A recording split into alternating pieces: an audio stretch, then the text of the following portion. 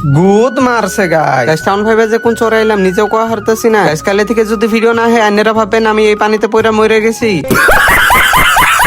So hello guys, I am Ishan and welcome to my mini vlog day 8। Guys সকাল সকাল আবার পকেটে থেকে চাবি গায়েব করে গান্ডু আর পোলার বিয়ার রে নিয়ে আমরা গেতেছি কাপড় কিনবা গাইস। কিন্তু তার আগে গাড়ির একটু তেল খাওয়াই নিলাম, কারণ যদি গাড়ির তেল শেষ হয় তখন ঠেলন নাকবো। আর এমনি আঙ্গ পোলার বিয়ার ভাই কালা, আর যদি এই রইতে গাড়ি ঠেলে তাহলে ওরা রাইতে দেখাই যাব না। সো ফাইনালি গাইস বুংবাং করে আয় পড়লাম বরপেটা রোডে। আর বরপেটা রোডে আয় ফার্স্টে আমরা আয় পড়লাম ডাক্তারখানা। মানে কি আর কমু গাইস, আঙ্গ পোলার বিয়ারে পাতলা পায়খানা হইছে। ডাক্তারের অন্য থেকে বাইরে হইয়া আমরা ডাইরেক্ট গেতাছি ডোমিনো। সো ফাইনালি গাইস বুংবাং করে আয় পড়লাম ডোমিনোজে। ডোমিনোজে আমরা বুংবাং করে খাইলাম পিজ্জা। তো গাইস মোটা পোলার বিয়ারে খাইতে খাইতে পাতলা পায়খানা হইছে, তাও এই হালা খাওয়া বাদ দেয় না। পিজা খাই আমরা ডাইরেক্ট আয় বললাম জুডিওতে। ভূত মারছে গা দেখো গাইস আমি কত সুন্দর। আল্লাহ কিন্তু তোমাকে ভাইরে পুরা সেক্সি বানাইছে।